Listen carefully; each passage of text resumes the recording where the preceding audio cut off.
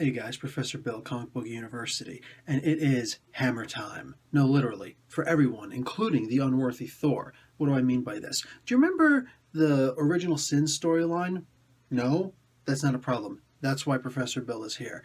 Guys, Original Sin, several things happened in that particular storyline. Two of the major things that happened was that the Watcher was killed and Nick Fury kind of took his place, and Thor lost his worthiness. Nick Fury, again, whispered something into Thor's ear, the haughty, proud, mighty Thor, and he suddenly realized by that one little secret that he was unworthy, and he dropped his hammer on the face of the moon and was never able to pick it up again. Eventually, Jane Foster came along, and she was able to prove herself worthy and became the mighty Thor instead. Thor himself no longer refers to himself as such. He calls himself only the Odin's son, and quite often the unworthy. So this is the story as we have so far, except that more than this, he's also lost his left arm. No, not the use of his left arm. He's lost his left arm. It was cut off in battle. There's now an Uru arm there in its place, and he uses Jarlburn, his old axe from way, way, way back in the day before he ever had Mjolnir. So that's where we're standing so far. Also, you may know from the mythologies and from the old Walt Simonson run that Tooth Gnasher and Tooth Grinder are the two goats, the war goats that Thor would use aboard a mighty chariot to get around. Well, I don't know what happened to Tooth Grinder, but Tooth Gnasher is still around, and he's riding on the back of this powerful war goat, this huge beast, because, well, without Mjolnir, he can't fly anymore. So he has to fly by goat power as opposed to horsepower. Anyway, that's an awful lot to get into here. Regardless, it's necessary, and they kind of give you all of that in this comic, which is the thing that, you know me, I love the most. When you're jumping on a new comic or something to that effect, if they give you every single thing that you need, at least for the most part, on what you need to know in order to follow this story, to read this comic that you're about to read, the single issue, then darn it, they did a really good job. And that's what they did here, a good job. I already knew all of the backstory of Thor, all of it.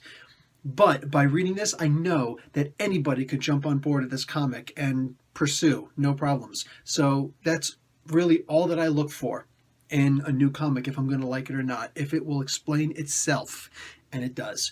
So what happens in this story is that we start off with Thor battling, trying to get to something on some heavenly object, some heavenly body, celestial body someplace. We don't know quite where he is, but we know that there's these beings all over the place attacking him with all sorts of energy weapons and the like.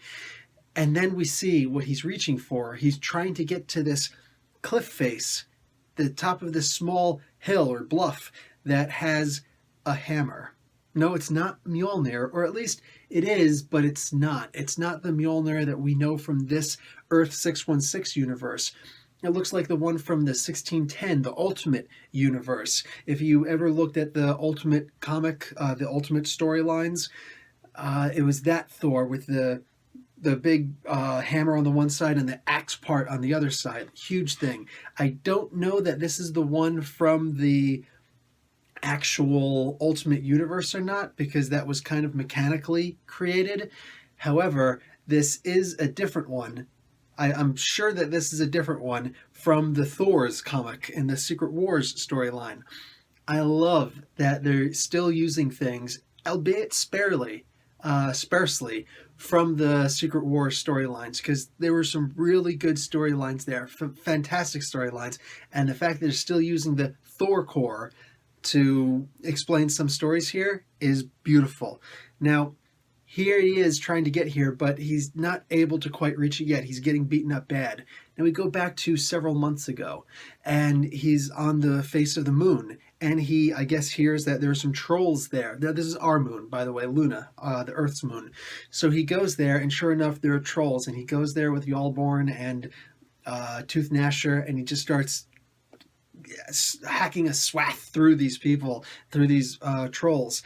And at one point he gets snuffed by Ulik, the king of the trolls. Ah, I miss seeing Ulik. I really do. He's just the biggest, nastiest troll with big, like, brass knuckles across his fists, which is just, oh man, he's beast. Pure beast mode.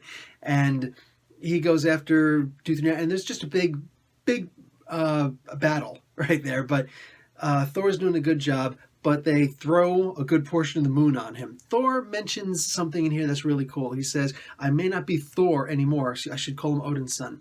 I may not be Thor anymore, but I am still a god, and I will not let some paltry moon stop me. And he throws the rock off him. So that's great, and that's a beautiful thing. He's sulking. And actually, you see at one point, the trolls say, get to the ship, let's get out of here. And I'm thinking, really? I don't want to see trolls on a rocket ship. I actually thought they were going to lose me right there by seeing them on some kind of spaceship. No, it's actually a long ship with the oars and the shields on the side and the big sails. And it actually looks like something off of Dungeons & Dragons Spellbinders. I'm really upset that I can't remember what that's called right now. But I'm sure somebody will correct me. But Spelljammers, there we go. Too late, gotcha. Spelljammers, like something like that with ships that actually fly in space. And that's what I'm seeing. And perfect, so perfect. I thought there was going to be one little thing in this comic that was going to make me upset. Nope, even that they got so right. Exceeded my expectations. Guys, Nick Fury shows up. Now, he's called the Unseen here, but this is clearly Nick Fury. It's exactly what he looked like when he got cursed, because he didn't intentionally kill or he didn't murder the Watcher, Uatu. But Uatu did kind of, it was like a death by cop kind of thing, if you ever heard of something like that. Uatu didn't want to live anymore, and he kind of lunged at Nick Fury, knowing, and Nick Fury says, you know that I'll pull the trigger if you come after me, and he killed him. This was back in Original Sin, so he became this thing, and now he gives a name to himself. He's the Unseen. And they even show that he's got the spark where he's got the one eye as opposed to the eye patch. So, yeah, really good thing. And several more hints they lead. It's clearly the remains of Nick Fury. And, oh, man, this is great. He goes up and he says, there's another Mjolnir. While he's saying this, Thor is still being Odin's son, He's still just a mean, impatient, impetuous little scrap, and he's just, your words make no sense. And I'm looking like, his words make perfect sense, dummy, listen to him. So that's Thor. That's who Thor is. He has no patience. So Nick tells him there is another Mjolnir. And where do you think it would go? If Mjolnir came from another dimension and found its way looking for another Thor, tell me, where do you think it would go? He says, Asgard. Of course, it would go to old Asgard. If I find this thing, we're going to have more words. And the Unseen, Nick Fury, he says, I fear that we've had too many words.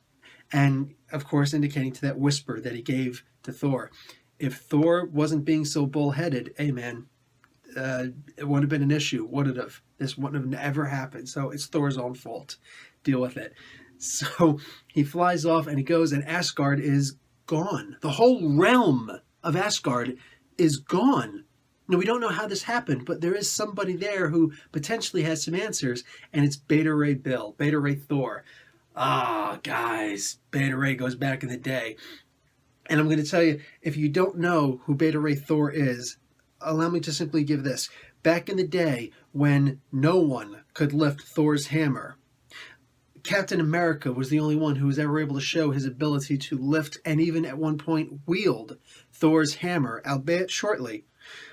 Beta Ray Bill was able to outfight Thor, and take his hammer, prove himself worthy, gave the hammer back to him, and got a new hammer called Stormbringer for his own. Beta Ray Thor is just nostalgia factor alone amazing, because back before DC crossovers where where the Green Arrow is worthy enough apparently to lift Mjolnir. No, I haven't seen that, but let's be realistic. Are you going to tell me that he wouldn't somehow, in some way, shape, or form, prove himself to be worthy? So, bang, here you go. You got all these people able to lift it. Well, back in the day, Beta Ray Bill was a big deal because he was able to. And now what he does here is really cool. He says, my brother, take my hammer. And go and fight and reclaim Asgard and all this good stuff. And that's where the comic ends. Now, yeah, I'm pretty much giving you everything about the comic. There are other details, so many other smaller details, and of course the action scenes, which are amazing, the dialogue, which is spot on. But there was nothing about this comic that didn't just keep me enraptured. This really is the comics pick of the week. I thought Champions issue 2 would be, because it was that good. And yeah, I already read that one. I already passed judgment on it and everything. But here, this one, I'm giving this one an A+. This comic is amazing. Cannot wait for more. Guys, Professor Bill, Comic Book University. Subscribe below. Class dismissed.